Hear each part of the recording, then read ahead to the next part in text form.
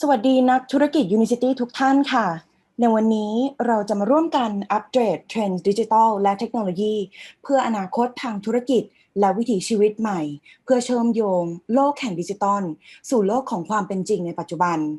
ในหัวข้อ Digital Future จากทีมผู้บริหารของ Unicity และในวันนี้ค่ะ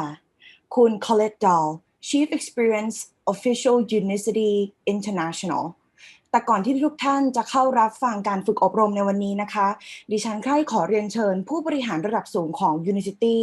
กล่าวต้อนรับทักทายทุกท่านสักเล็กน้อยค่ะ Ladies and gentlemen, please welcome Mr. John Hedges, Regional Sales Director, Thailand, Laos and Myanmar. Sawadee Krap, Unicity Thailand. It is so great to have you all here for this digital meeting via Zoom.สวัสดีครับทุกท่านในวันนี้ผมรู้สึกตื่นเต้นมากครับและดีใจมากที่ได้เจอกับทุกท่านในงานสัมมนาออนไลน์ในวันนี้อีกครั้งครับ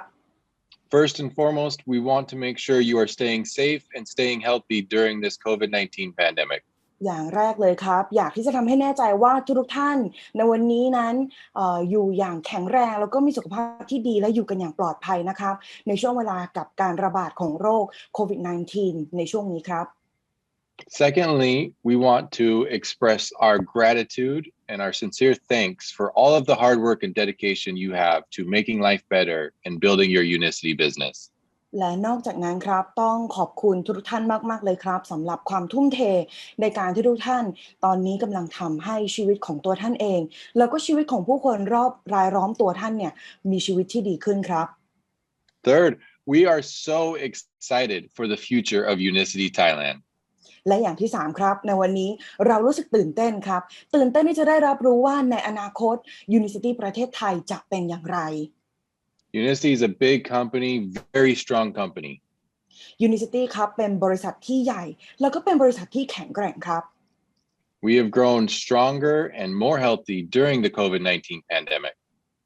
ต่อให้เป็นช่วงของการระบาดนะครับเราก็ยังคงเติบโตแล้วก็เติบโตอย่างแข็งแรงมากขึ้นด้วย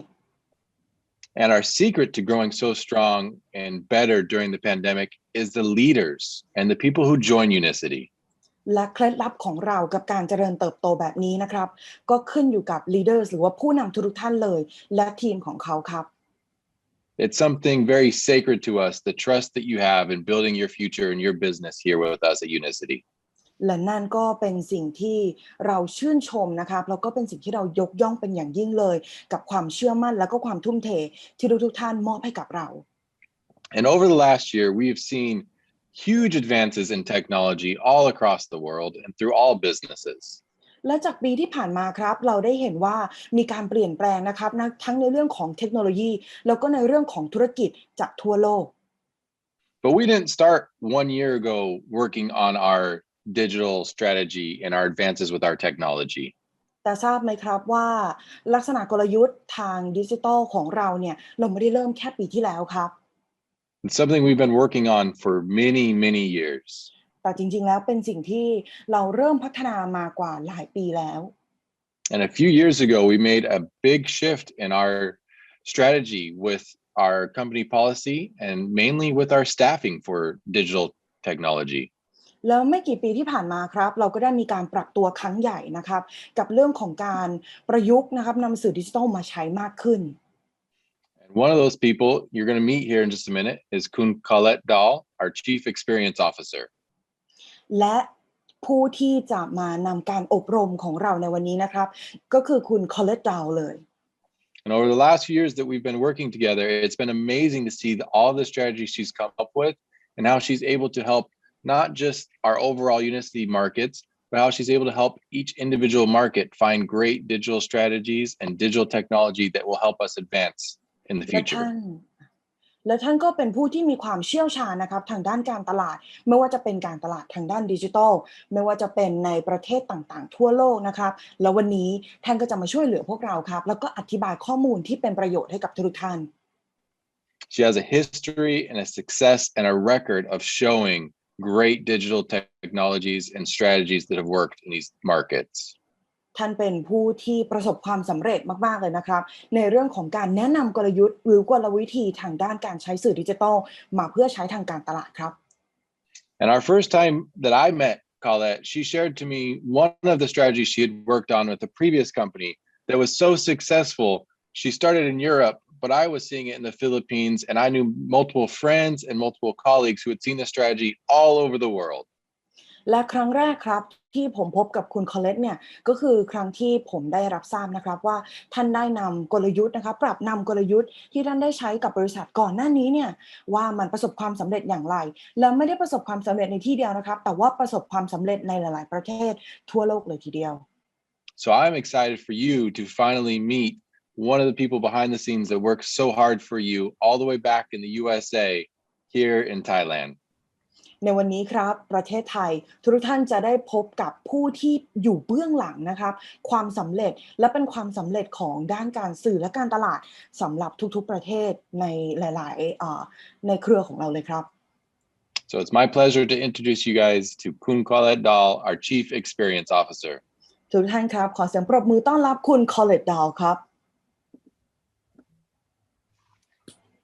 Thank you, John. It is my pleasure to be here with you. ขอบคุณมากๆค่ะคุณจอนวันนี้ดิฉันรู้สึกตื่นเต้นมากค่ะ And my pleasure to speak with you about the amazing things happening today in our digital environment. และวันนี้ดิฉันก็รู้สึกดีใจมากๆเลยนะคะที่จะได้พูดถึงเรื่องการเปลี่ยนแปลงค่ะทางด้านดิจิทัลของเรา So let's jump in. เรามาเริ่มกันเลยดีกว่านะคะ Okay, it is one thing I was always told is that in order to have success in sales, you start where the people are. ดิฉันถูกสอนมาค่ะว่าในการที่เราจะทำการตลาดอย่างมีประสิทธิภาพได้นั้นเราต้องเริ่มจากผู้คนค่ะ And these days, more than ever, the people are online. และในปัจจุบันเราก็ทราบว่าผู้คนเนี่ยเปลี่ยนมาอยู่ออนไลน์มากขึ้นนะคะ In order to understand the changes that we need to make or the evolution we need to undergo as a company, และในการที่เราจะเข้าใจค่ะว่าในฐานะที่เราเป็นบริษัทเราจะมีการปรับเปลี่ยนหรือว่าปรับปรุงกันอย่างไร we must first understand the total global digital landscape. อย่างแรกเลยค่ะเราต้องเข้าใจก่อนว่า Digital Landscape หรือว่าสิ่งที่เกิดขึ้นออนไลน์ในปัจจุบันเนี่ยเป็นอย่างไรกันบ้าง Currently, there are approximately getting close to 8 billion people on Earth. ตอนนี้นะคะเรามีจำนวนประชากรทั้งหมดนะคะทั่วโลกเกือบ 8,000 ล้านคนค่ะ 5.2 billion of those, which is about 67%. แล้วเราก็เห็นว่าจำนวนนะคะกว่า 5,000 ล้านคนหรือว่าคิดเป็นประมาณ 66% ค่ะ are mobile phone users. เป็นผู้ที่ใช้โทรศัพท์มือถือค่ะ 4.6 billion, which is about 60% of the population, use the internet. แล้วเราก็มีผู้คนนะคะกว่า 4.6 พันล้านคนนะคะหรือว่าคิดเป็นเปอร์เซ็นต์แล้วเนี่ยเกือบจะ 60% ค่ะเป็นผู้ที่ใช้งานอินเทอร์เน็ต And 4.2 billion are active social media users. และเรามีผู้คนนะคะกว่า 4.2 พันล้านคนนะคะที่เป็นผู้ใช้โซเชียลมีเดียอย่างเป็นประจำ So it's widely recognized that the pandemic has expedited digital growth. และเราทุกคนก็ทราบใช่ไหมคะว่าการเกิดขึ้นของการระบาดนะคะของแพนเดมิกในครั้งนี้เนี่ยทำให้เกิดการเจริญเติบโตมากขึ้นค่ะ And when we look at some of these numbers, which represent year-over-year growth, และเมื่อเราดูตัวเลขเหล่านี้นะคะที่เป็นลักษณะตัวเลขของ year over year growth นะคะหรือว่าการเปลี่ยนแปลงเมื่อเทียบกับปีก่อน you can see it doesn't seem to be slowing down at all. เราจะเห็นเลยค่ะว่ามีแต่ขาขึ้นนะคะไม่มีขาลงเลย Between January 2020 and January 2021, ระหว่างมกราคมของปีที่แล้วกับมกราคมของปีนี้ค่ะ we saw a 7.3% growth in internet users and over 13% in social media growth. เราจะเห็นได้เลยนะคะว่ามีจำนวนผู้ใช้อินเทอร์เน็ตที่มากขึ้นกว่า 7.3% และมีผู้ใช้โซเชียลมีเดียอย่างเป็นประจำเนี่ยมากขึ้นกว่า 13.2% เลยค่ะ To put this in perspective, และถ้าเราลองเปรียบเทียบนะคะหรือว่ามองภาพให้ง่ายขึ้น we now spend roughly 42% of our waking lives online. ตอนนี้นะคะเราใช้เวลากว่า 42% นะคะของชีวิตตอนตื่นของเราเนี่ยออนไลน์ค่ะ We spend almost as much time using the internet as we do sleeping. และทราบไหมคะว่าเวลาที่เราใช้นะคะไปกับชีวิตบนอินเทอร์เน็ตเนี่ยใช้เวลาเกือบจะเท่ากับเวลาที่เราใช้กับการนอนเลยนะคะ So what are we doing during this time, or how does this look globally? ทุกท่านคะแล้วถ้าเราเปรียบเทียบเรากับทั้งโลกล่ะคะว่ามันหน้าตาเป็นยังไง Here you can see how a variety of countries globally rank in time spent daily online. บนกราฟนี้นะคะทุกท่านจะเห็นช่วงระยะเวลานะคะโดยเฉลี่ยของแต่ละประเทศและระยะเวลาที่เขาใช้ออนไลน์ค่ะ In particular, Thailand ranks number 9 globally in time spent daily online. ประเทศไทยนะคะได้อันดับ 9 ค่ะกับการใช้ระยะเวลาออนไลน์มากที่สุดในโลก So what the breakdown of this looks like isn't exactly precise. เมื่อเราลงมาดูนะคะในเรื่องของรายละเอียดอาจจะไม่ได้เป็นรายละเอียดที่precise นะคะหรือว่าเฉพาะเจาะจงมากนัก You can see that it varies from place to place, but you can see that a good portion of it consists of social media. แต่เราก็จะเห็นนะคะว่าแต่ละที่หรือว่าแต่ละประเทศเนี่ยจะมีความแตกต่างกันนะคะแต่เราเห็นเลยค่ะว่าส่วนใหญ่นั้นใช้เวลาไปกับโซเชียลมีเดียค่ะ So what does that look like in particular in Thailand? แล้วถ้าเรามาดูของประเทศไทยล่ะคะหน้าตาเป็นยังไง Well, you can see that the time spent using the internet overall, as well as in social media, is actually greater than the global average. เราจะเห็นเลยนะคะว่าเวลาที่เราใช้นะคะโดยรวมกับการใช้อินเทอร์เน็ตแล้วก็เวลาที่เราใช้กับโซเชียลมีเดียในประเทศไทยเนี่ยจริงๆแล้วมากกว่านะคะการเฉลี่ยค่าเฉลี่ยที่ทั่วโลกรวมกันซะอีกค่ะ On average, more than 1.3 million new users joined social media. เราจะเห็นค่ะว่าโดยเฉลี่ยนะคะเราจะมีผู้ใช้งานใหม่ค่ะกว่า 1.3 ล้านคนนะคะที่เข้ามาใช้โซเชียลมีเดียใหม่ๆนะคะในทุกๆวัน Every single day during 2020. และนั่นก็คือค่าเฉลี่ยนะคะที่เราเห็นเนี่ยที่เกิดขึ้นในทุกๆวันในปี 2020 ที่ผ่านมาค่ะ This equates to roughly 15.5 new users of social media every single second that year. และนั่นแปลว่านะคะในปีที่แล้วนะคะทุกๆวินาทีเนี่ยเราได้มีผู้ใช้งานโซเชียลมีเดียรายใหม่ๆที่มากนะคะในทุกๆ1วินาทีเราจะมีคนประมาณ 15-16 คนเลยค่ะ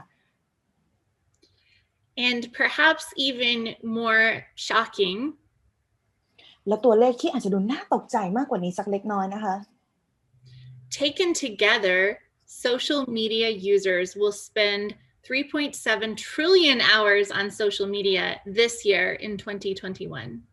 และเมื่อเรานะคะนำเวลาทั้งหมดมารวมกันนะคะในปีนี้ค่ะในปี2021นะคะเราจะเห็นว่าเวลาทั้งหมดนะคะถ้าเรานำมารวมกันซึ่งเป็นเวลาที่ผู้คนนะใช้กับโซเชียลมีเดียเนี่ยจะเป็นเวลากว่า 3.7 ล้านชั่วโมงเลยค่ะ So again, putting this in perspective, it's it's more than 420 million years of combined human existence that we're putting into this time that we spend online, in particular social media.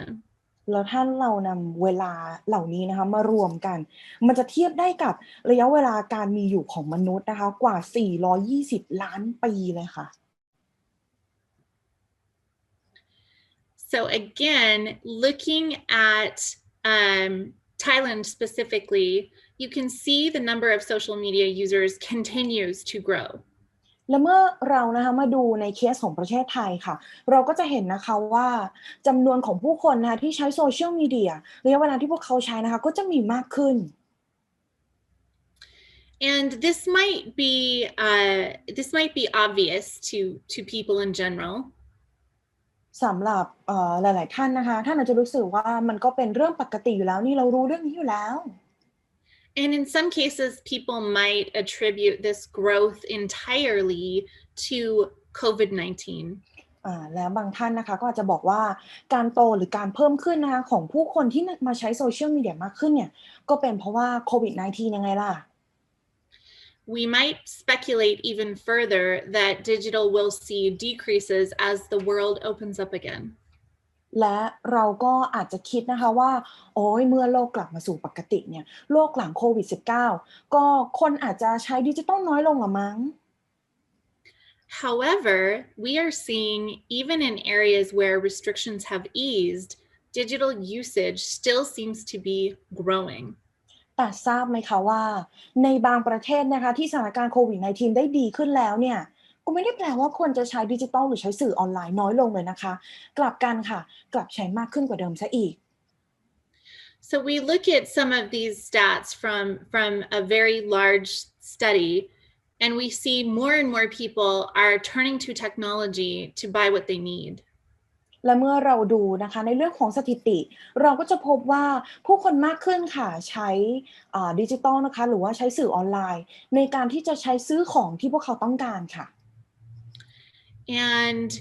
even aside from the virus, health issues such as weight gain, lack of healthy eating, these things have grown and run rampant. และนอกเหนือจากเรื่องของไวรัสแล้วนะคะผู้คนนะคะก็ยังคงมีความกังวลนะคะแล้วก็มีความอยากรู้ในเรื่องของการควบคุมน้ำหนักนะคะแล้วก็เรื่องของการรับประทานอาหารอย่างมีสุขภาพดีค่ะ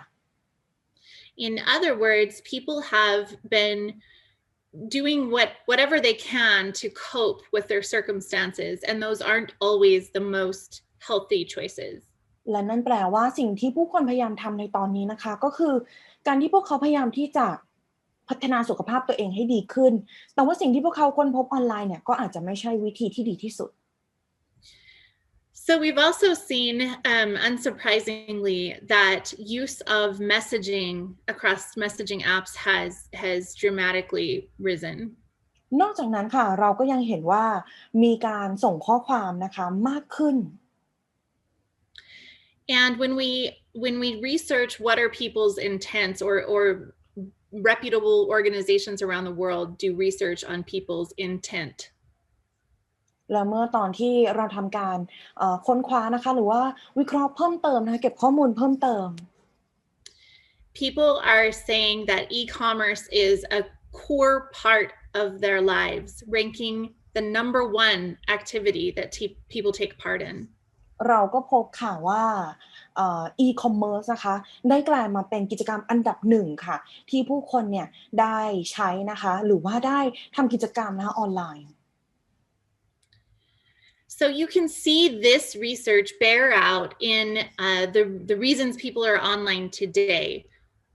ทีนี้เดี๋ยวเรามาดูนะคะว่าสาเหตุที่ผู้คนนะคะออนไลน์อยู่ในทุกๆวันเนี่ยพวกเขาทำอะไรกันบ้าง They are relying on the internet for purchases. อย่างแรกค่ะพวกเขาใช้อินเทอร์เน็ตนะคะในการซื้อขายของค่ะ For staying in touch with friends and family. เพื่อติดต่อกับครอบครัวนะคะแล้วก็เพื่อนของพวกเขา Researching products and brands, and this is a key. มีการค้นคว้านะคะเกี่ยวกับผลิตภัณฑ์แล้วก็ชื่อแบรนด์ค่ะ And trying to even do meeting new people, since that's been the only option that they had. นอกจากนั้นนะคะก็ยังใช้อินเทอร์เน็ตนะคะในการพบเจอนะคะพบปะกับผู้คนในแบบออนไลน์ So we have this perfect storm that has continued to become a massive digital acceleration. และนั่นแปลว่าตอนนี้นะคะเราได้พบกับพายุลูกใหม่ค่ะที่จะช่วยนะคะให้เราเนี่ยสามารถที่จะปรับเปลี่ยนนะคะมาเป็นสื่อเชิงดิจิทัลได้มากขึ้น And we have a number of situations that have now become core to people's lives that have staying power post-COVID. นอกจากนั้นนะคะเราก็ยังคงพบกับลักษณะวิธีนะคะวิธีการใช้ชีวิตของผู้คนที่เปลี่ยนแปลงไปค่ะและนั่นก็จะเป็นวิถีชีวิตที่จะอยู่ต่อไปต่อให้โควิด -19 เนี่ยจะจบไปแล้วก็ตามค่ะ So we have the digitization of customer service. เรามีนะคะอย่างแรกเลยก็คือการปรับเปลี่ยนค่ะมาให้บริการลูกค้าแบบออนไลน์นะคะที่มากขึ้น A massive shift to e-commerce, which we mentioned. การเปลี่ยนแปลงครั้งใหญ่นะคะเพื่อเปลี่ยนไปเป็น e-commerce เหมือนกับที่เราได้กล่าวถึงก่อนหน้านี้ค่ะ The ability for and preference for contactless service and delivery. นอกจากนี้ค่ะยังมีการปรับปรุงหรือว่าการเปลี่ยนแปลงนะคะมาให้การบริการและการส่งของแบบไร้การสัมผัส Massive rise in online and on-demand platforms. เรามีการเพิ่มขึ้นนะคะของการตลาดแบบดิจิทัลที่มีการเชื่อมโยงนะคะผ่านแพลตฟอร์มเพื่อความพึงพอใจให้กับผู้บริโภคค่ะ And further, we have more and more people looking for options for remote work and the desire to work remotely. นอกจากนั้นค่ะเรายังมีคนนะคะเรายังมีการเพิ่มขึ้นนะคะของผู้คนที่ต้องการที่จะมีการทำงานนอกสำนักงานหรือว่ามีความต้องการที่จะทำงานนอกสถานที่มากขึ้นค่ะ And while COVID has been an unprecedented tragedy, และต่อให้ลักษณะของการเกิดของโควิด -19 นะคะเป็นเรื่องที่น่าเศร้านะคะแล้วก็เป็นเรื่องที่รุนแรง it has strangely created an interesting situation specifically well suited to our business in many cases. แต่มันก็ยังทำให้เกิดการเปลี่ยนแปลงนะคะที่น่าสนใจมากๆในเรื่องของธุรกิจโดยเฉพาะธุรกิจของเราค่ะ Particularly, we see companies in our space, as well as distributors in our own company, who've been successful at accelerating technology adoption. เราก็จะเห็นนะคะว่าผู้คนนะคะที่อยู่ในธุรกิจของเราเนี่ยมีการเปลี่ยนแปลงค่ะแล้วก็มีการใช้เทคโนโลยีที่มากขึ้นนะคะอย่างเห็นได้ชัด They have been benefiting from preparedness in this space. เราจะเห็นเลยค่ะว่าผู้คนที่อยู่ในธุรกิจของเรานะคะก็จะได้รับผลประโยชน์จากการที่พวกเขาเนี่ยได้มีการเตรียมตัวมาแล้ว And as a result, we are looking to accelerate as well. และเมื่อมีการเตรียมพร้อมนะคะในตอนนี้ค่ะเราก็ได้มีการมองไปในอนาคตนะคะว่าเราจะทำอย่างไรดีให้มีการเร่งเครื่องนะคะหรือว่าเพิ่มขึ้นเช่นเดียวกัน And we strongly advise people to embrace digital skill sets and digital business practices. และสิ่งที่เกิดขึ้นก็คือเราก็มีการสนับสนุนนะคะให้ผู้คนนะคะแล้วก็ผู้คนที่อยู่ในธุรกิจของเราเนี่ยมีการพัฒนาตัวเองค่ะแล้วก็มีการปรับปรุงตัวเองนะคะในเรื่องของการเพิ่ม Digital Skill Set หรือว่าเพิ่มทักษะในการใช้สื่อดิจิทัลแล้วก็เทคโนโลยีให้มากขึ้นค่ะ And exciting things are happening every day right now as part of our digital acceleration. และในทุกๆวันค่ะเราก็มีสิ่งที่น่าตื่นเต้นเกิดขึ้นทุกๆวันเลยนะคะในการปรับปรุงมาเปลี่ยนเป็นเรื่องของดิจิทัลของเรา While much of that is currently occurring in the background, ส่วนใหญ่แล้วนะคะอย่างแรกเลยเกิดขึ้นเป็นแบบในสิ่งที่เกิดขึ้นในแบบ background ของเราค่ะ the foundation for rapid advancement is being laid. เราก็เห็นนะคะว่าหลังบ้านของเราเนี่ยเราได้มีการปรับปรุงให้มากขึ้นค่ะ So I wanted to share a little bit of a sneak peek from a presentation I actually gave to Stuart. และดิฉันนะคะขออนุญาตนะคะแชร์ presentation ที่ดิฉันเพิ่งโชว์ให้กับคุณสจ๊วตดูค่ะ And I proposed a 3-phase process to expedite our digital development. สิ่งที่ดิฉันทำก็คือดิฉันได้สร้างนะคะ3ระยะค่ะในการที่เราจะปรับปรุงนะคะแล้วก็เพิ่มไปสู่ลักษณะของการทำการตลาดแบบดิจิทัลนะคะของเรา So at the moment we are somewhere in the middle of our decisioning phase. และในปัจจุบันค่ะเรากำลังอยู่ในระยะที่เราเรียกว่า decisioning นะคะหรือว่าเรื่องของการตัดสินใจค่ะ Meaning we've completed significant research in building the right team. นั่นแปลว่านะคะอย่างแรกเลยคือเราได้มีการค้นคว้าแล้วเราก็ได้มีการค้นพบนะคะ right team หรือว่าทีมที่ถูกต้องของเราเรียบร้อยแล้ว Discovered the outcomes that we want to achieve. เราก็ได้ค้นพบแล้วค่ะว่าเป้าหมายของเราสิ่งที่เราอยากได้คืออะไร And we have begun identifying some of the partners we'll be moving forward with. นอกจากนั้นค่ะเราก็ได้พบกับ partners นะคะที่เราตัดสินใจว่าเราจะจับมือร่วมกันกับพวกเขา So where are the biggest opportunities based on our research? แล้วโอกาสที่ยิ่งใหญ่ของเราค่ะที่เราได้ค้นพบเนี่ยอยู่ที่ไหนกัน In most cases, we are fortunate that our BAs are still our primary touch point with the customer. ส่วนใหญ่แล้วนะคะเราก็พบว่า BAs ของเรานะคะก็ได้มีการติดต่อสื่อสารนะคะแล้วก็มีความสัมพันธ์ที่ดีค่ะกับลูกค้า But we must remember that customer expectations do not change simply because they have a personal relationship with a BA. แต่เราก็ต้อง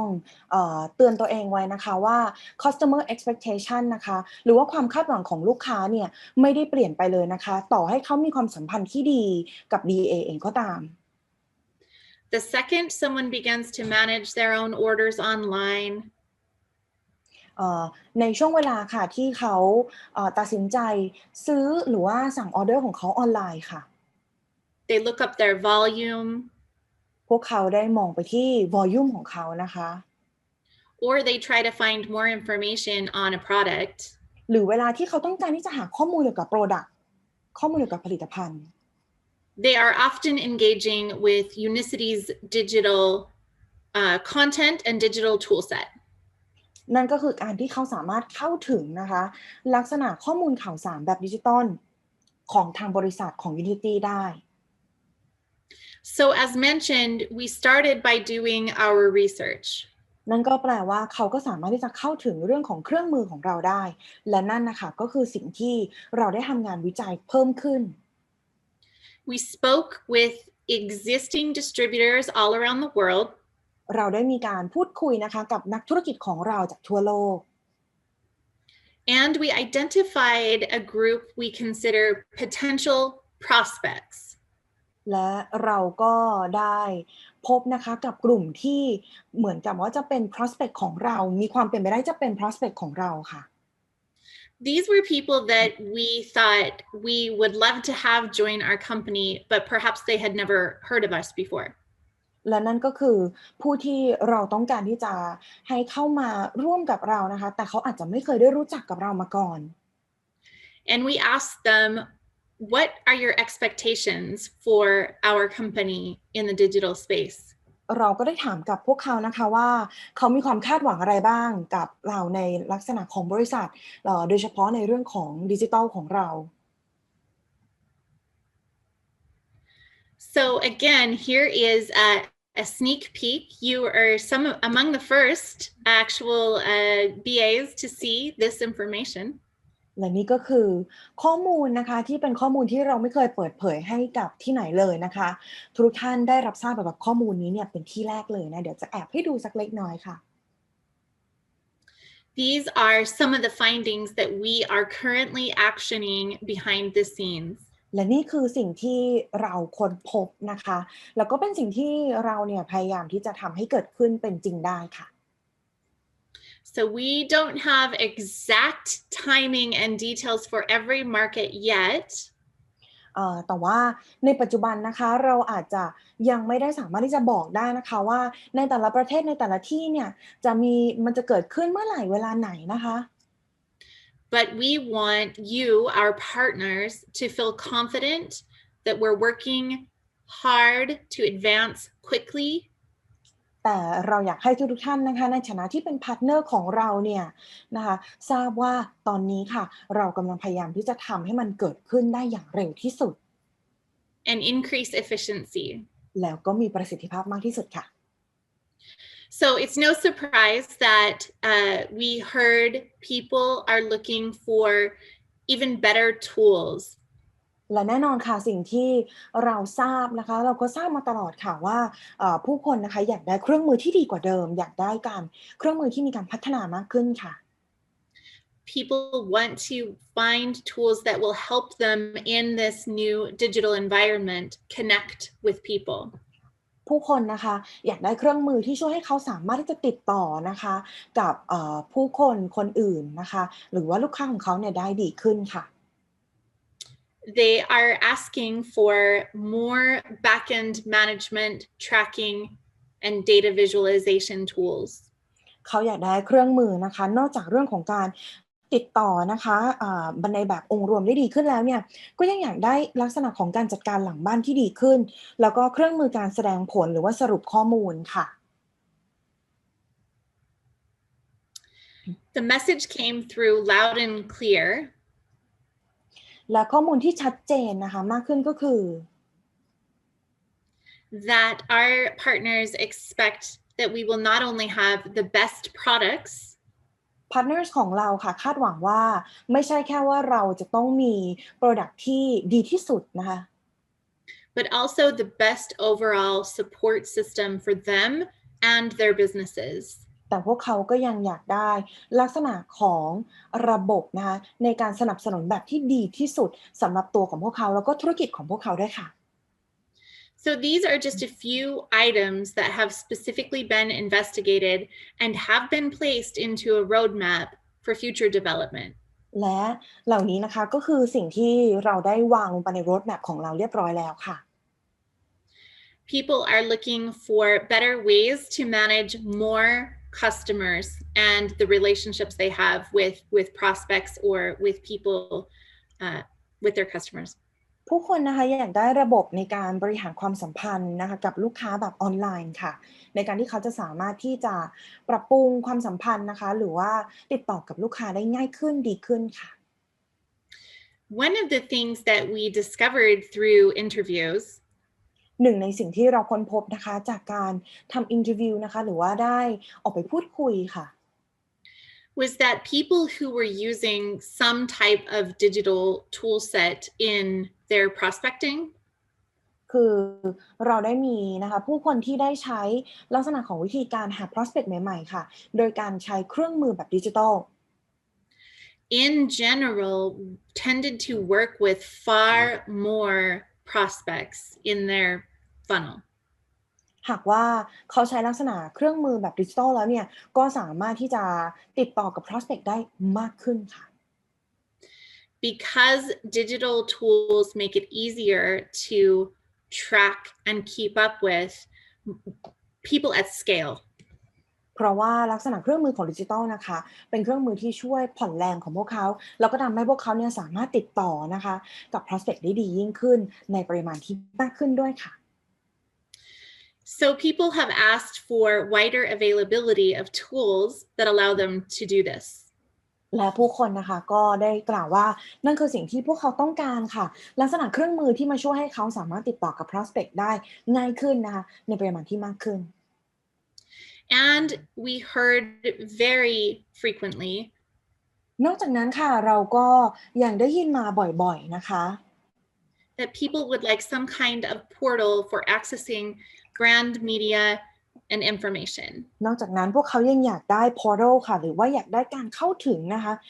ถึงข้อมูลสื่อแล้วก็ผลิตภัณฑ์ให้ได้มากขึ้นค่ะ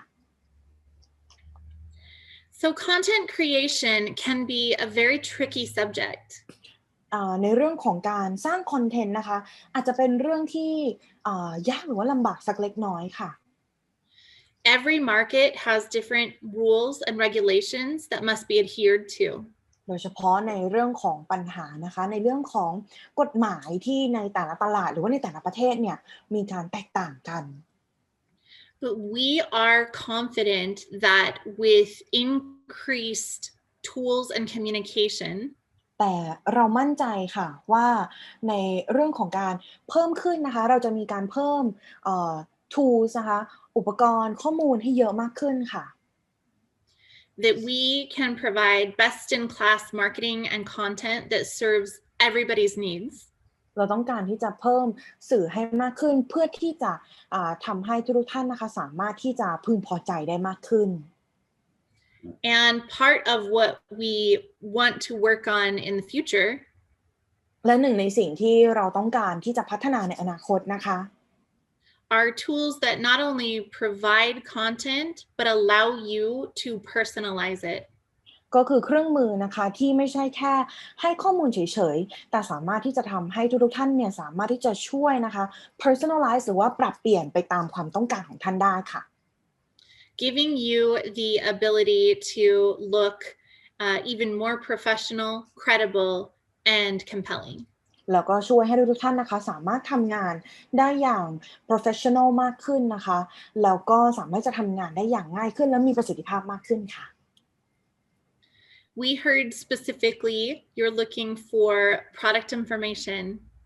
เราทราบนะคะว่าทุกท่านเนี่ยอยากได้เกี่ยวกับข้อมูลผลิตภัณฑ์มากขึ้น Onboarding videos, training workshops. วิดีโอในการอบรมนะคะแล้วก็พัฒนาบุคลากร And product and lifestyle imagery and information that can be shared in some of these digital spaces. นอกจากนั้นค่ะยังรวมไปถึงเรื่องของข้อมูลรูปภาพผลิตภัณฑ์นะคะแล้วก็ไลฟ์สไตล์ที่คุณสามารถจะแชร์ได้ค่ะ So we're doing our best to deliver that and working with your markets to begin to build some of that out. และเราก็กำลังทำงานอย่างเต็มที่นะคะเพื่อที่จะให้เกิดเครื่องมือเหล่านี้ออกมาค่ะ Well, one of the biggest things, obviously, is that everybody uses their phone. Everybody's on their mobile. หนึ่งในสิ่งที่เกิดขึ้นในปัจจุบันก็คือทุกคนใช้โทรศัพท์ของเราใช่ไหมคะ And mobile has officially reached the status of first screen. และโทรศัพท์เนี่ยก็กลายมาเป็นเครื่องมือประจำของเรานะคะหรือว่าเครื่องมือหลักของเราเลย Meaning it is the most common way now people use internet all over the world. เราเรียกมันว่า first screen ใช่ไหมคะนั่นแปลว่ามันเป็นลักษณะวิธีหลักค่ะที่เราใช้อินเทอร์เน็ตเราก็จะใช้ผ่านโทรศัพท์นี่แหละค่ะ It makes sense then that we would want to provide a great experience for those choosing mobile phones. และนั่นก็แปลว่าเราก็ต้องการที่จะพัฒนานะคะลักษณะวิธีแล้วก็ประสบการณ์การใช้งานโทรศัพท์เพื่อสามารถจะทำธุรกิจให้ได้ดีขึ้นค่ะ So we are working on ways to enhance your ability to do your business primarily using your phone as your main tool. และนั่นก็คือสิ่งที่เรากำลังพยายามทำนะคะและพัฒนาอยู่ในตอนนี้ค่ะคือช่วยให้ทุกท่านเนี่ยสามารถเสริมสร้างประสบการณ์นะคะการทำธุรกิจบนโทรศัพท์ได้ In addition, new payment methods are popping up all the time. นอกจากนั้นค่ะเราก็ยังมีการพัฒนานะคะวิธีการจ่ายเงินและในปัจจุบันเนี่ยวิธีการจ่ายเงินก็มีความหลากหลายมากขึ้นค่ะ They enable our ability to do business easier. So we should explore how they could be used at Unicity as well. และนั่นก็ช่วยให้หลายๆธุรกิจนะคะสามารถจะทำธุรกิจได้ดีขึ้นและนั่นก็คือสิ่งที่ Unicity นะคะพยายามที่จะทำค่ะ And we're looking at different innovation in accepting different payment methods and paying in new modern ways. ปัจจุบันค่ะเราก็ได้เสาะหานะคะหาวิธีการจ่ายเงินที่ช่วยให้ทุกท่านเนี่ยสามารถจะเสริมสร้างประสบการณ์ทางการซื้อขายนะคะแล้วก็เสริมสร้างประสบการณ์ในการจ่ายเงินให้ได้สะดวกมากขึ้นและมีความทันสมัยมากขึ้นค่ะ And finally, we talked about how many people are spending so much time buying things online. นอกจากนั้นค่ะจำได้ไหมคะว่าเราทราบนะคะว่าผู้คนเนี่ยมีการใช้ประสบการณ์ออนไลน์ของเขานะคะกับการซื้อของมากขึ้น So we know that that experience needs to be pleasant, easy, and reliable. และเราก็ทราบค่ะว่าลักษณะประสบการณ์การซื้อของออนไลน์เนี่ยอย่างแรกเลยต้องซื้ออย่างมีความสุขค่ะอย่างที่สอง reliable นะคะเชื่อถือได้ค่ะอย่างที่สามก็คือต้องเป็นประสบการณ์ที่ง่ายค่ะ So we have in front of us a monumental task. และนั่นก็คือเป้าหมายของเรานะคะที่เราอยากที่จะทำ We feel like we're in a phenomenal place, as John mentioned in the beginning. และตอนนี้ค่ะเราก็รู้สึกนะคะว่าเราเนี่ยกำลังเหมือนกับว่าไฟลุกโชนเลยค่ะมีแรงบันดาลใจที่เยอะมากนะคะ But we can do better and be better and accelerate our digital landscape. และเราก็ทราบค่ะว่าเราจะทำให้ดีขึ้นได้พัฒนาให้ดีขึ้นได้โดยเฉพาะในเรื่องของสื่อดิจิทัลและการทำงานแบบดิจิทัลของเรา A global digital evolution requires การสร้าง Digital Evolution นะคะแบบระดับโลกนี่คือสิ่งที่มันควรจะเป็น alignment or coordination across multiple countries, languages, currencies, and business rules. อย่างแรกเลยค่ะเราต้องการการทำงานร่วมกันนะคะการจับมือร่วมกันของหลายประเทศหลากหลายภาษาค่ะหลากหลายค่าเงินนะคะแล้วก็ในเรื่องของกฎทางการทำธุรกิจต่างๆค่ะ A lot of research up front to make the best possible decisions and investment. นอกจากนั้นค่ะเรายังต้องการหาข้อมูลนะคะในแบบที่เต็มที่เพื่อที่จะช่วยประกอบการตัดสินใจแล้วก็การลงทุนค่ะ Support from leadership and money. เราก็ยังต้องการนะคะการสนับสนุนค่ะทางด้านความเป็นผู้นำนะคะแล้วก็ในเรื่องของการเงินด้วย Which in our very unique, strong financial position, we have money to invest in this company, to invest in you and our future. ซึ่งนะคะในเรื่องของการเงินเนี่ยจริงๆแล้วนะคะเราก็ได้มีสถานะทางด้านการเงินที่แข็งแรงมากๆซึ่งอันนี้เนี่ยเราได้มีเตรียมไว้เรียบร้อยแล้วค่ะเพื่อสำหรับประสบการณ์ที่จะดีขึ้นของทุกท่านเลย And last but not least, it requires time.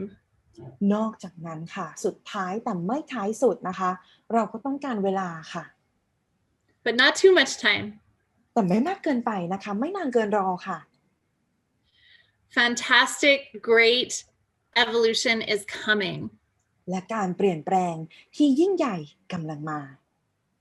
And I look forward to hopefully joining you again as we begin releasing improvements. และดิฉันหวังว่านะคะจะได้พบกับทุกท่านอีกนะคะในอนาคตเมื่อเราได้มีการอัปเดตข้อมูลกันค่ะ I hope we have the opportunity to talk more about how we plan on supporting Thai growth now and in the future.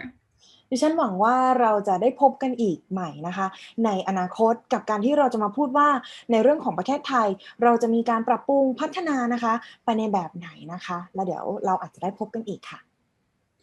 We have never been more dedicated to continuing to offer the best products. แต่ต้องขอบอกเลยนะคะว่าเราไม่เคยหยุดยั้งค่ะในการที่เราจะพัฒนาผลิตภัณฑ์ของเรา and the best overall experience out there. เพื่อให้ได้ผลิตภัณฑ์ที่ดีที่สุดและสร้างประสบการณ์ที่ดีที่สุดให้กับทุกท่านค่ะ Thank you so much for having me as a guest.